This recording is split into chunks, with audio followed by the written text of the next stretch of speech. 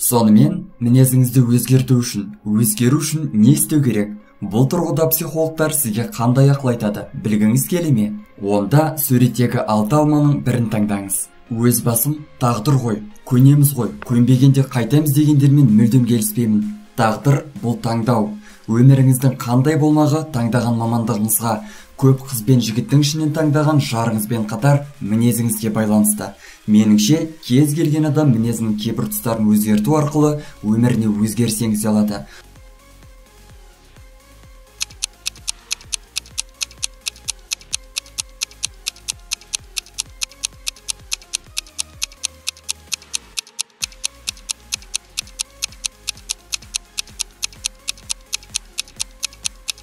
Бірінші алма.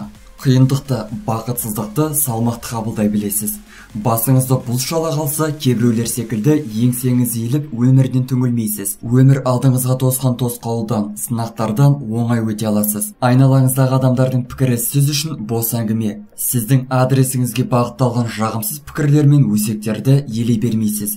Психолог мамандардың болжауынша, мұндай адамдарды тым ақылды немесе тым ақылсыз деуге болады екен. Психолог кеңесі: алма ағашынан алыс түспейді. Айтқан сын шын болғанымен сөйлетінде рас. Тым турашыл болмаңыз. Турасын айтып, туғаныңызға да жақпайсыз. Бетке айтатын тік мінезіңізді өзгертуге тырысыңыз. Екінші алма. Энергиясы мол, шыдамсыз адамсыз. Сіздің дұшпаныңыз бір сыдырғылық, бір қалыптылық. Бір-біріне ұқсаған күндер жалықтырады. Сондай күндерді өткергіңіз келеді, өйткені қызықты оқиғалар сізге шабыт береді. Адам өмірге бір-ақ рет келеді деп, барлығының дәмін тартып көргіңіз келеді. Сіз үшін бәрі тәжірибе, тіпті отбасын құруға да солай қарайсыз. Психологтың кеңесі: алма піскен соң өзі жерге түседі, күте біліңіз. Піспей жұлып алған соң, әрине, бәрі де сіз үшін дәмсіз, қызықсыз. Ұстамдылыққа, салмақтылыққа үйреніңіз. Үшінші алма. Айналаңыздағылар сізді ешкімге ұқсамайтын ерекше жан деп санайды. Ақылмен кеңес сұрайды, құрметпен және қызығушылықпен қарайды. Нақтырақ айтқанда, олар үшін сіз білмейтін нәрсе жоқ. Дана адамсыз. Шын мәнінде бұл өзгені өзіңізге тартып тұратын табиғат сыйлаған магниттік қасиет қана. Әйткенмен, бұл қасиетті дамытып, дұрыс пайдалана білсеңіз, көзіңіз жеткенмен, аяғыңыз жетпеген көп биіктерге шыға аласыз. Психологтың кеңесі: алма ағашы жемісті көп салған сайын бұтақтары төмен иіледі. Құрметтеу, басқа да құрметке лайық болуы бір басқа. Ешқашан астамшылық танытпаңыз. Төртінші алма. Аз сөйлеп, көп тыңдайтын өте қырақ адамсыз. Алдыңызда сөйлеп отырған адамның сөзінің ғана емес, әр қимылының астарына да үңіле білесіз. Уақытыңыздың көп бөлігін өзіңізді дамытуға, өміріңізге қажетті кітаптарды оқуға арнайсыз. Қарым-қатынаста ұстамды, салмақтысыз, ынжықтықта жоқ емес.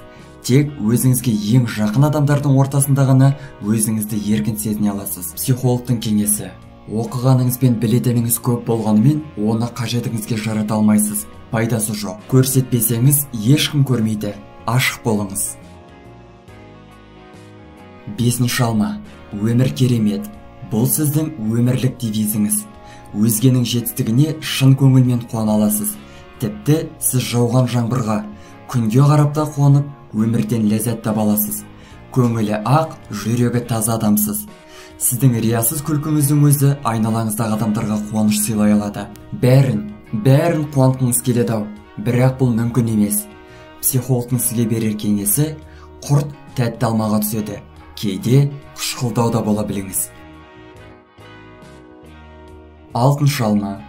Адамдарға сақтықпен қарайсыз, сенбейсіз және ешкімге сырыңызды да айта бермейсіз. Ұшқыр ой, мықты есте сақтау қабілеті ұштасқан жансыз. Кез келген нәрсенің, жағдайдың ұсақ детальдарына дейін көз алдыңызда жаттап қала аласыз.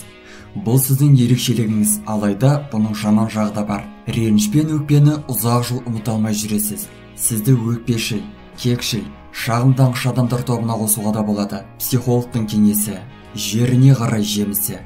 Адамның бәрінен өзіңізге ұнаған қасиетті іздеп әуреленбеңіз. Әр адамды сол қалпында қабылдауға үйреніңіз. Конфуций аса ақылды адамдар мен аса ақымақ адамдар ғана өзгермейді дейді. Сіз қайсысына жатасыз? Егер бұл екі топқа да кірмейтін болсаңыз, онда психологтың кеңестерін орындап, мінезіңізді өзгертетініңіз анық. Өзгеруге, өзгертуге әрекет етіңіз. Ағаш шілпей жеміс бермес, іс бітпей жеңіс келмес дейді.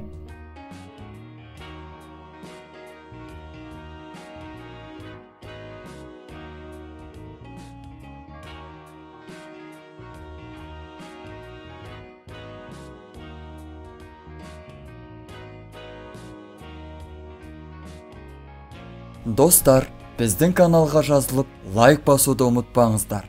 Келесі шығарылымдар тек қана сіздер үшін.